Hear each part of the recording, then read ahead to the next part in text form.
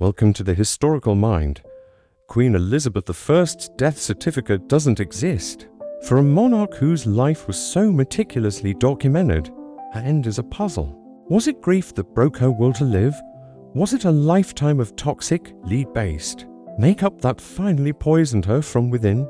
Or was it a simple, brutal infection? Today, we delve into the evidence, from the whispers of her ladies-in-waiting to modern medical theory, to investigate the shocking truth behind what really killed the Virgin Queen.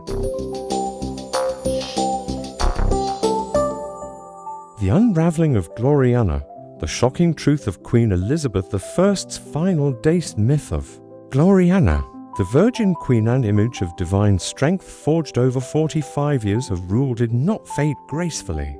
It shattered. Queen Elizabeth I was more than a monarch. She was a carefully constructed icon of eternal strength and impenetrable authority. Her image meticulously crafted to project power and command devotion. But in the cold, damp spring of 1603, within the claustrophobic confines of Richmond Palace, the icon began to crack.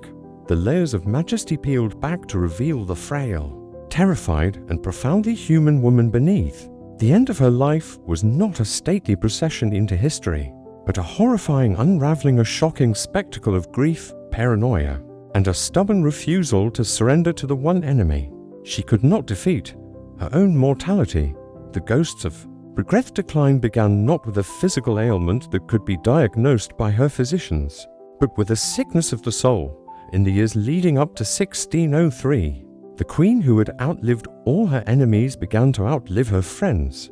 The court that had once been vibrant with a trusted advisor, the cunning William Cecil, the beloved Robert Dudley, the spy master Francis Walsingham, was now filled with younger, unfamiliar faces who saw her not as the vibrant woman she once was, but as a living monument.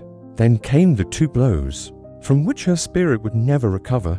The first was the execution of her last great favourite, Robert Devereux, Earl of Essex, in 1601. Though his treasonous rebellion had forced her hand, the act of signing the death warrant for the man she had loved like a son, the stepson of her great love Dudley, plunged her into a deep, inconsolable melancholy.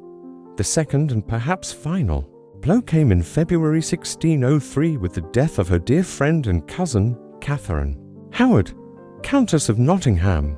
The loss of one of her last remaining contemporaries severed a vital link to her own past. Upon hearing the news, the 69-year-old Queen reportedly sank into a deep and settled melancholy, telling her courtiers that she no longer had any joy to take in life. The invincible Queen was now haunted. The formidable mind that had once outwitted the diplomats of Europe now turned inward, constructing a prison from the ghosts of her past. She was tormented by guilt, particularly over the execution of her cousin, Mary, Queen of Scots, a decision that had secured her throne decades earlier but now seemed to weigh on her conscience. Her ladies-in-waiting whispered that she was having visions, staring into space for hours and sometimes seeing her own thin and fearful body lying in a fire, a terrifying premonition of her own end. The weight of a lifetime of ruthless, necessary decisions had finally come to bear, and her spirit began to collapse under the load. The poisoned mask and the siege of the cushions. Her mind grew dark, her body began to fail, seemingly in sympathy. For decades, Elizabeth had maintained her ageless image with a thick layer of makeup known as Venetian cherouse. It was a paste of white lead and vinegar, a toxic concoction that gave her the pale, mask-like complexion seen in her famous portraits, hiding the smallpox scars of her youth. Historians now believe this slow, cumulative lead poisoning may have been a major contributor to her physical and mental decline, attacking her nervous system, causing memory loss and irritability, and weakening her organs.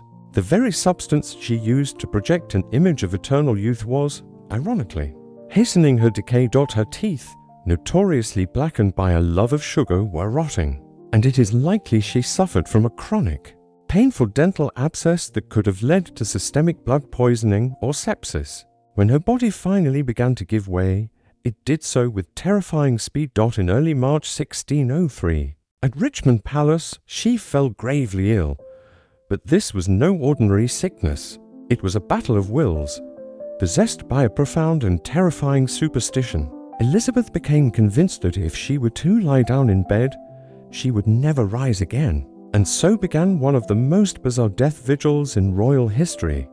For days, the Queen of England refused to go to bed. She stood, leaning against the wall or on one of her ladies for hours on end, sometimes silent, sometimes sighing heavily, a terrifying statue of defiance. Her council, led by the shrewd Robert Cecil, watched in a state of mounting panic, their political anxieties growing with every hour she remained upright, a terrifying statue of defiance against both death and reason. When he bluntly told her she must go to bed, the old fire flashed one last time. Must is not a word to use to princes. Little man, she snapped, a flicker of the formidable monarch she had once been. Eventually, her legs could hold her no longer, but she still refused. Her bed. Instead, she commanded her servants to bring cushions, and she sank down onto them. On the cold floor of her privy chamber, there she remained for straight days and nights. She refused all food, rejected the pleas of her physicians, and sat motionless, a living effigy of despair, her eyes fixed on a single spot as if watching a private horror unfold. The great queen was holding a silent siege against her own death, and the floor of her chamber was the battlefield, the unspoken succession while the queen withered on her cushions.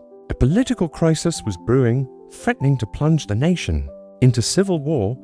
Elizabeth had famously and stubbornly refused to name her successor, fearing it would make her a target and diminish her own power. Now, with her unable or unwilling to speak, the stability of the entire kingdom hung in the balance. Robert Cecil, who had been in secret correspondence with King James VI of Scotland for months, knew a smooth, undisputed transition was paramount to prevent chaos. Finally, her councillors, watching their monarch fade and the nation teeter on a precipice, could bear it no longer. What happened next is a matter of some debate, but according to one account, they used what by fair means, what by force, to finally move the dying queen from her cushions and into her bed. Once there, she fell into a deep stupor, her throat so swollen she was rendered speechless. The council gathered around her bed, their faces grim, desperate for a sign. They presented the critical question, the question that held the future of England in its answer. Was it her will that James of Scotland succeed her? The Queen, unable to form words, made a gesture. According to the official account, she drew a circle around her head with her hand, indicating a crown. Whether this was a flicker of the Queen's true will or the final, feeble twitch of a dying woman was a question Cecil had no interest in asking.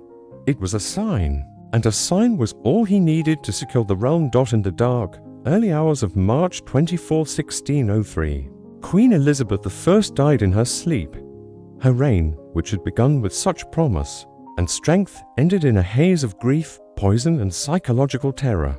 The shocking truth is that Gloriana, the icon of an age, was not defeated by an armada or an assassin, but was instead unraveled by the most human of frailties, grief, poison, and a profound fear of the dark. In the end, the carefully constructed armor of Gloriana was pierced not by an assassin's blade, but by the simple, universal truths of grief and mortality. Her final days reveal a powerful lesson that even the most formidable figures in history are, beneath the crown and myth, profoundly human. Her refusal to go to bed wasn't just stubbornness, it was a final, desperate act of defiance against the inevitable. Thank you for joining us on The Historical Mind to look beyond the legend. If you appreciate this kind of historical analysis, please consider liking this video and subscribing for more.